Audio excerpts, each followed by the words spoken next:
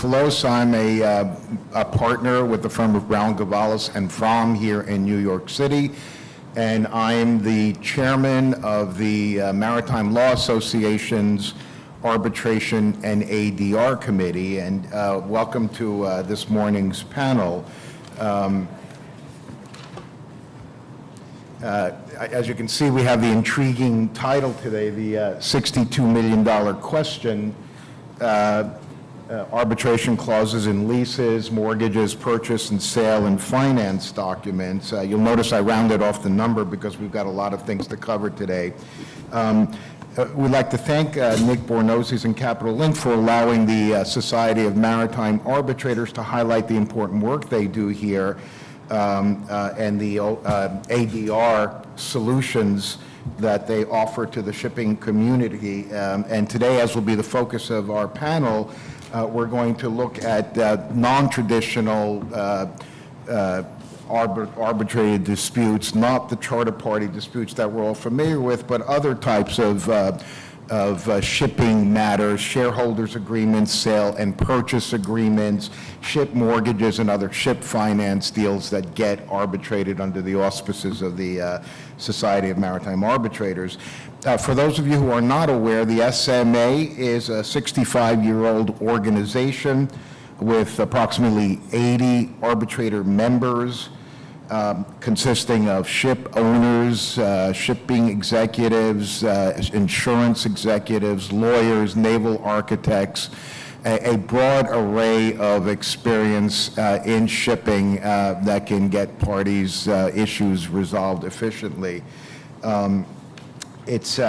The mission of the SMA is to promulgate arbitration and mediation to establish commercially effective legal procedures for ADR, alternative dispute resolution.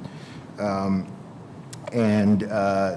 SMA trains and provides the maritime industry with experienced commercial professionals who resolve these in an impartial, timely, and cost-effective manner. Now, I'd like to turn to our panel members. Immediately to my left is Neil Quartaro of Counsel with the firm of Watson, Farley, and Williams. To Neil's left, Jane Sarma, partner with Reed Smith, and to Jane's left, Dan Schmidt, Vice President of MTM Group in Connecticut, and also an arbitrator member of the SMA. Neil, I'd like to start off with you. I read a recent survey that was conducted by the School of International Arbitration at Queen Mary University in London that reported that over 90% of respondents thought that arbitration was the way to resolve international commercial disputes. What is your view? Why such overwhelming support for the arbitral process? What are the benefits of the process? Well, thank you, Peter, and thank you, everybody, for joining us today. Well, you know, the thing that we always hear the most about, both as lawyers and when we're talking to our clients, are efficiency and speed. I wish that it were not true, but it certainly is true that a litigation before the state courts in New York can drag on for years. There are other jurisdictions where it can be even longer. I have a colleague in India who informed me not too long ago that the oldest case in India started in 1936 and is still ongoing on the third generation of lawyers. So while we're not quite that slow through the state commercial department and all the way up into Albany, things can take a very long period of time. And so there's certainly, you know, a speed aspect to arbitration. I've got a pretty big one on my desk right now, which, to the great annoyance of counsel, has a provision in the underlying arbitration clause that says an arbitration must be completed in 6 months. It's a huge dispute approaching $1 billion. No one has any idea how we can get that done in 6 months, but that's, you know, when the deal was made, that's what people were thinking. And the arbitral tribunal will try to hew very closely to that timeline. There's also a cost aspect, and in particular, especially for our friends who are not as familiar with U.S. law or who've only experienced pieces of it, one of the things that we tend to see a lot less of in arbitration, of course, is discovery, right? Everybody's terrified of U.S. discovery, and sometimes, you know, for good reason.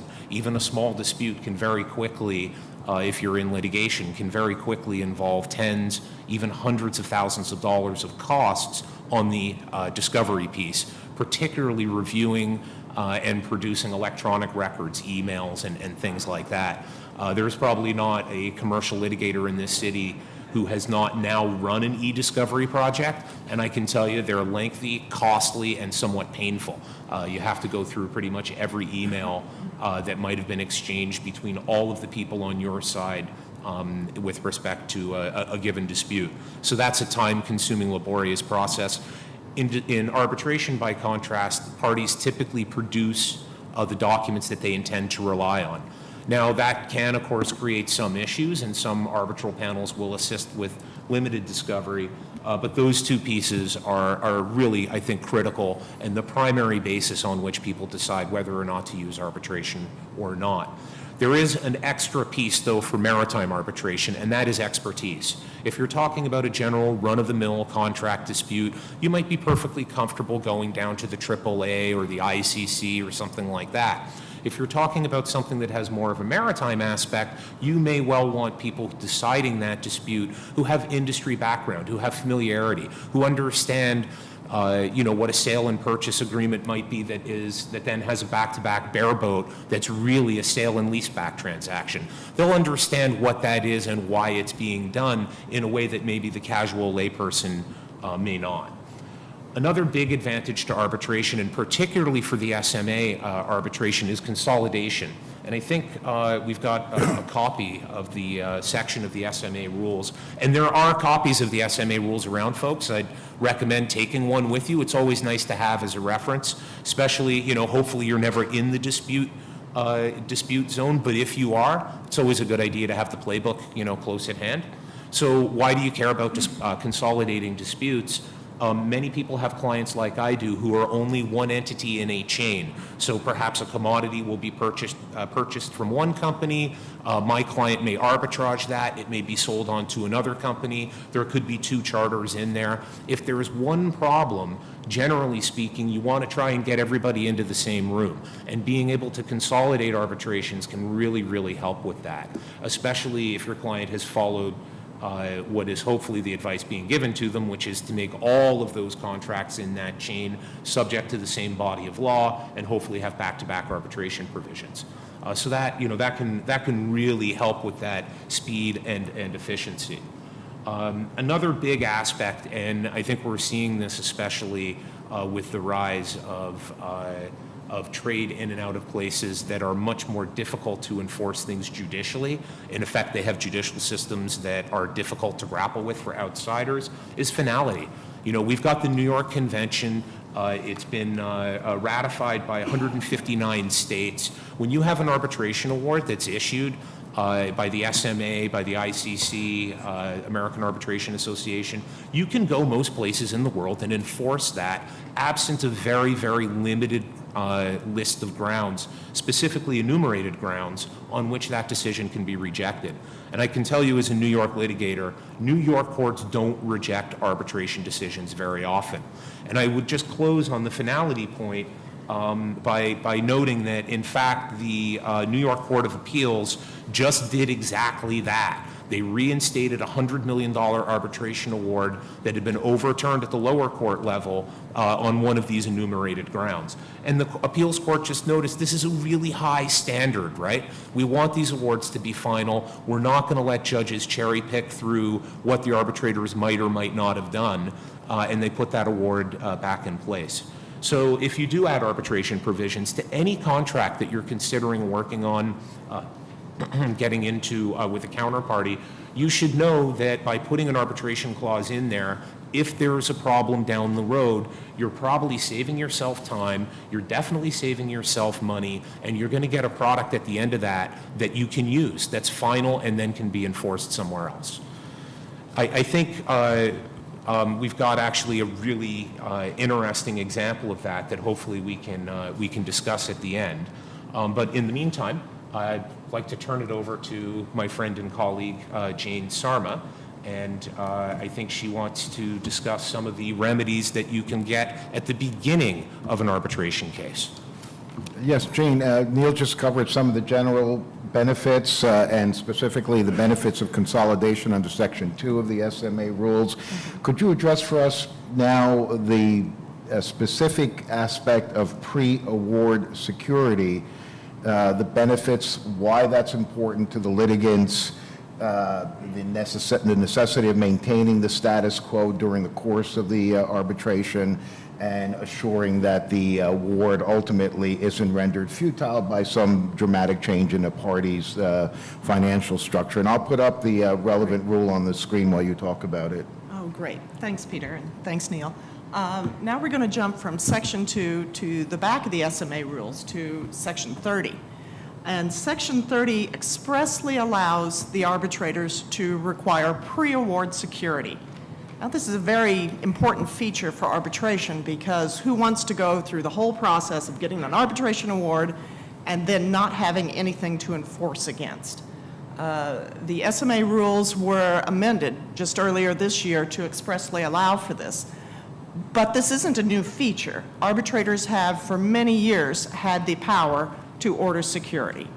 And the factors that arbitrators look at are, first, has a prima facie case been made? Is there a claim that is on its face a meritorious claim? Claims that are not patently frivolous or very weak at any stage in the proceeding are eligible for the arbitrators to consider an award of security. Now, that's not the only prong. The other prong is there a likelihood that proceeding all the way to the end of the case, to a final award, is there a likelihood that the prevailing party will be unable to collect on that award? Which is very important, because if a party can show that they have sufficient financial strength, then there's really no need for security, and then it's really sort of a question of trying to gain points. And that's not what security in arbitration is for. It's to have something to collect against. Where the outcome of an arbitration might be frustrated by non-payment, this is a powerful tool.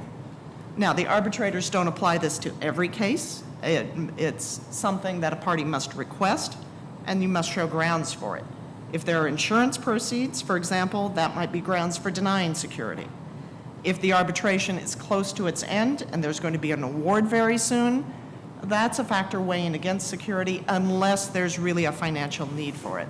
But this is a very powerful tool, and one of the unique benefits of Society of Maritime Arbitrators arbitration. The same provision also allows specific performance. So in arbitration, you can get not just an award of damages, but specific performance. For example, if you've got a ship sale contract with an arbitration provision and the sale goes south, the prevailing party could compel the seller to continue with that sale, or could compel the buyer to proceed with that sale. Or in a charter, if there's an extension of charter, it's possible that the charterer could require the owner to furnish the vessel if ordered by an arbitrator. So there's a lot of flexibility in what the arbitrators can award, and that's a tremendous value. There are other benefits to SMA arbitration, particularly as compared to some of our colleagues in other countries. SMA awards are published. They're reasoned awards unless requested by the parties to be kept confidential. And those awards are available on LexisNexis and Westlaw, as well as through the SMA. This is an amazing tool. They do not have precedential value like a court case would, but they provide a lot of guidance, and arbitrators do tend to look to prior cases and to be consistent in their rulings. One of the stories that I like to tell is that almost every week I get a call from somebody in our London office or an email from them, and the tone of the call is always the same. Hi, how you doing? You know, we've got a case here in arbitration that's on these topics, and we were just curious. How would that be treated in New York under an SMA arbitration? So these SMA decisions, maybe our London colleagues don't come out and say it, but they're using them in London arbitration as guidelines, if not as case precedent. So that's a big value for having arbitration here in New York under SMA rules. One thing I forgot to mention when I was talking about specific performance and security. is what do you do once you have this award? What good's an award if you can't enforce it? Well, a security award or a specific performance award through arbitration is an enforceable award. It's an interim final award that you can take to any court and have it enforced just like a final award in arbitration. So you have not only the power of the arbitrators behind the award, you can get it enforced through a court and have the power of the courts to enforce the award. And that is a fantastic tool. I think I've eaten all my time and some of others, so I will hand it back to Peter so he can bump it on down to Dan and Thanks, Shane. keep things Before we moving. move on, there was a case you and I had talked about, the Sangamon decision. I wonder if you just give us a couple of minutes on that. I know Sure. that the security was ordered in that case. It wasn't a typical charter party dispute. It had to do with Right. a change in the financial structure. Were the arbitrators able to sort through what was going on there and the changes in the parties' corporate structure in that case? Yes, that was a very interesting arbitration decision. It was a charter dispute, but during the course of the dispute, one of the parties changed their corporate structure. They had a new owning company, and they shifted companies around. And when you shift companies around, you shift finances around, too. They argued they had a very valid business reason for doing so, but the other party was a little suspicious. And so they applied for an award of security to the arbitrators, showing that the companies had changed, financial structure had changed. The arbitrators were able to grant an award of pre-award security because the financial structure was changing. They didn't know where the funds were going to be at the end of the arbitration. They did not judge that the party that was changing its structure was doing anything wrong. That was not the sort of decision it was. But they wanted to ensure that there was something to collect against at the end if there was an award. So the arbitrators really can use their powers to keep everything on a fair and even keel throughout the course of the case. Great, thank you, Jane. Dan, turning to you, you're the businessman on the panel here. From your purchase vice president over at MTM, can you give us a perspective of what it's like as let's say, a consumer of the arbitration process? And also, you've got the unique perspective that you're also an SMA arbitrator, so you can give us some insight. So what do shipping companies look at, and why do they like the arbitral process, or why do they not like the arbitral process? Well, I think there are a lot of companies who don't like the process but do like the process. Take us, for example. Our company owns and operates a fleet of 50 ships, 30 tankers, 15 dry cargo ships, so 45. We have a technical management company of about 75 vessels. My division, we were getting a little bit frustrated with process, and we decided to change it to no arbitration, direct to court. We had an incident happen. We had a dispute. We got our wish. We went direct to court, and it was an extremely painful process to the point where we were actually asking the other counterparty, can we switch it to an arbitration clause to end this? And the party knew we didn't like this, knew they could probably have a commercial settlement from us if they didn't switch. So they didn't switch, and we had a commercial settlement. Since that moment, we've gone right back to arbitration clauses. And which law, which forum is up for debate of who's in the upper hand. You know, sometimes market conditions dictate where you can actually get your forum and your law. In 2016, I had zero say over where I can get anything. I basically had zero say in charter party clauses. It was accepted. The market was so horrible. But now that it's coming back to an owner's market, we actually have control a little bit on changing clauses, including arbitration clauses, which, as I said, it's not perfect, but it's the most viable option in the case of dispute for reasons you all have said. Also, we're seeing a change where the SMA, they're doing a big membership push, where you're seeing a lot of new members come, a lot of refreshing members. You know, I'm 36 years old, and I run the division, but the SMA saw us having value, and went through the process and became an arbitrator.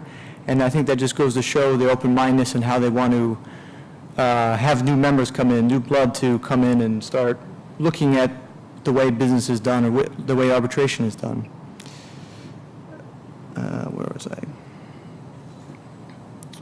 So, in this job and other jobs I've done, obviously, not just the charter party. So I think a lot of people, and I think obviously why we have a lot of empty seats here, is when people think SMA and arbitration, they think charter party clauses, and that's not applicable to me. These little charter party disputes, that's not for me. But in reality, it's very much for everybody at this conference, and it's a shame that more people didn't come here, because it's very relevant in bareboat charters, sale and purchase, leasebacks. And again, as market conditions has been on the sale and purchase side, you had the power to say, well, I want arbitration here or there. For example, there was a bareboat award, 2X versus Ultra Petrol. It's a straightforward bareboat, basically a leasing structure, but it was treated as a bareboat. The leasing company, owners of the fleet of 10 barges, ordered the ships, paid for the barges when they were completing with construction, and then subsequently leased them to Ultra Petrol. Ultra Petrol, they're flagged Panama. Ultra Petrol then eventually registered their business in Paraguay and with Paraguay law, and 3 of the 10 barges fell out of that, were too late to get into to the law of the government. The government changed their position, and the charterers then claimed the owners, which is a simple leasing company, this is a bareboat structure, that they are now unable to trade the barges, and it's up for the owners of the barges to provide a tonnage that can trade in these waters. The owners of the barges, the leasing company 2X, disputed this, and eventually the arbitration panel awarded to the owners, to the leasing company, saying that they did not have the right, they did not have the obligation to make sure that the barges complied with the laws. So that's something you wouldn't think about. You do a 10-year bareboat. It's fine until something goes wrong, and then one of the first clauses you turn and look to in your agreement is the arbitration clause. Where's my law? Is there any case law? Is there any case history? Another example is expedited hearings, as we've somewhat touched upon, where there's an agreement, there's a disagreement, there's a dispute. There was a dispute in another bareboat where there was an option for additional period. The owners of the vessel said this is the fair market value at the end of the lease. The charterer said that's not fair market value. They both sides agreed the contracts were poorly worded, and they agreed to take it to expedited process, where the owner of the vessel was actually proven right. But it was a very quick, very simple process. But by the time it was over, actually the charterers missed a window of opportunity to execute their option on the barges. That's Great. good. Dan, thanks very much, and thanks for giving us some examples of actual awards in which the topics we're discussing today were considered.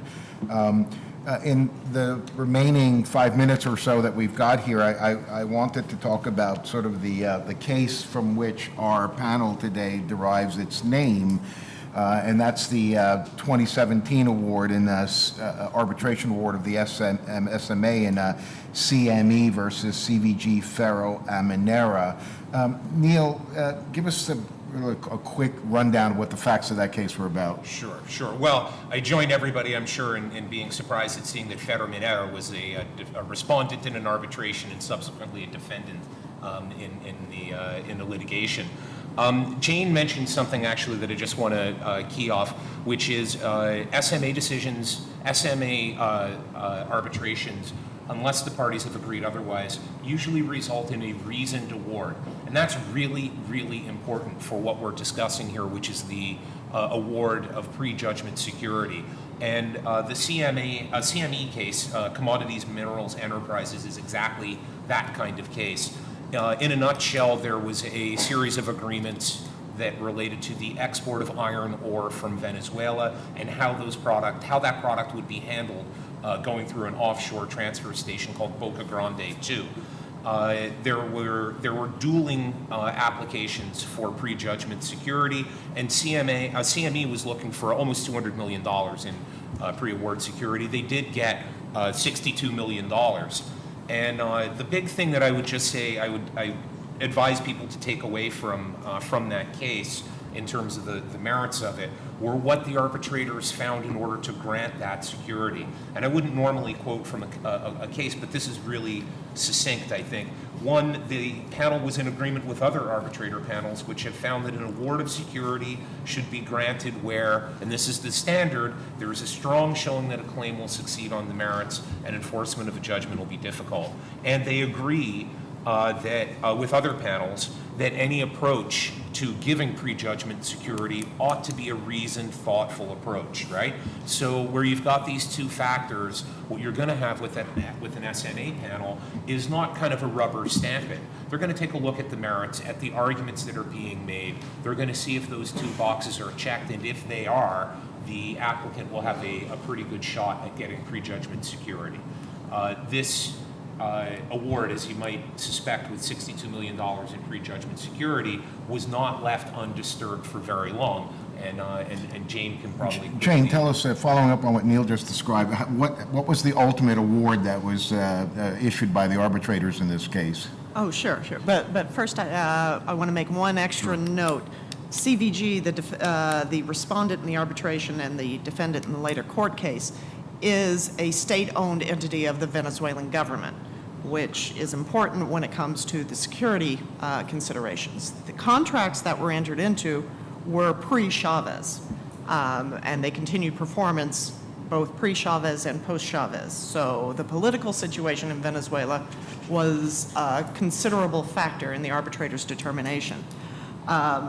As you probably guessed by now, given the title of our panel, the arbitrators awarded over $62 million in security to be posted, and not in the form of a bond or a guarantee. They awarded it in the form of cash deposited in a New York bank account held under an escrow agreement. So the principle that we've been talking about, that an award will be enforceable, was clearly in the forefront of the arbitrators' minds here. And they noted that some of the language they used is that the difficulty CME is likely to face in enforcing an eventual final award and the considerable financial hardships it would encounter if the award cannot be enforced weigh heavily in favor of awarding prejudgment security. Thank you, Jane. Appreciate that. Dan, did that decision, the award of the three arbitrators, hold up in court ultimately? Well, the short answer is yes. But the court also concluded that the panel did not exceed or imperfectly execute its power, which is very important here, and the decision was upheld. So that award was ultimately challenged in the courts by the respondent in the CME case? Yes, but so far has not been appealed at all. So it's been decided at a district court level, Yes, but not yes. taken up to a higher Yes. court. Great. Well, that concludes our speaker's presentation. We've got about 1 minute for questions, and we'd be happy to take anyone. Yeah, Larry? Yeah, the title, Arbitration Clauses and Leases, Mortgages, Purchase, Sale, Finance Docs. I think you're crazy if you think you can have an arbitration clause in a mortgage. And while I certainly see them as viable in charters and leases in certain circumstances, if I was advising a lender, I would never let that lender have an arbitration clause put in their loan agreement or the other finance doc. So you didn't really talk about that title specifically? Did you really think that it would be wise to put arbitration clauses in those kinds of documents? I think it's relevant in sale and purchase, bareboat, and those are the ones we've... Yeah, but take a mortgage, for example, and I just wanted to clear this up. In order to have jurisdiction over a vessel in the mortgage, you have to be in a court that has the vessel in its jurisdiction. So arbitration doesn't work to foreclose. It's not going to cleanse a vessel of land. And if anything, if you've got an arbitration provision in your mortgage, you're going to confuse the heck out of the court that's in charge of the foreclosure.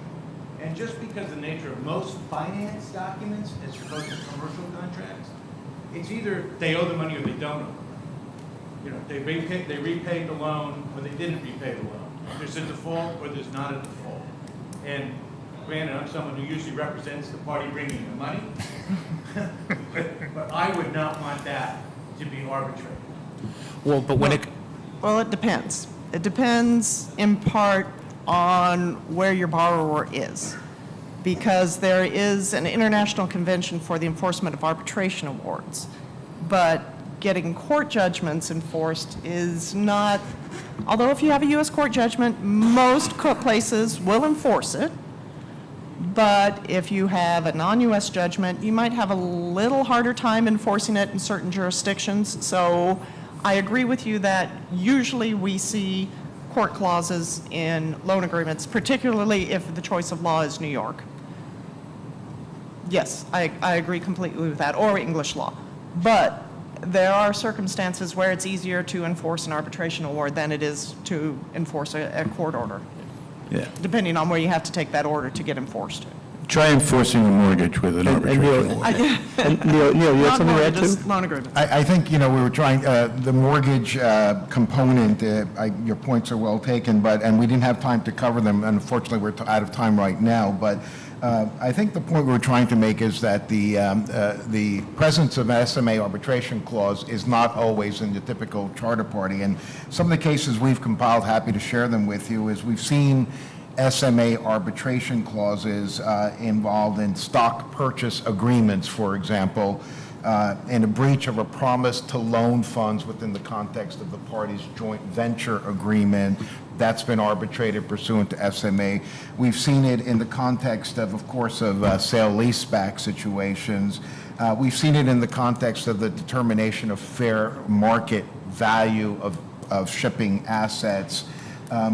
We've seen it in the context of a non-compete agreement and an asset purchase agreement where, again, that was arbitrated. So your point specifically on traditional shipping mortgages, Larry, is well taken, but our point was to show that the use of the SMA clause can be, that the arbitrators, let me put it this way, certainly have the expertise to consider far more complex issues in a finance context. But thanks for your comments. That concludes our presentation today. Thank you very much for attending and for your interest.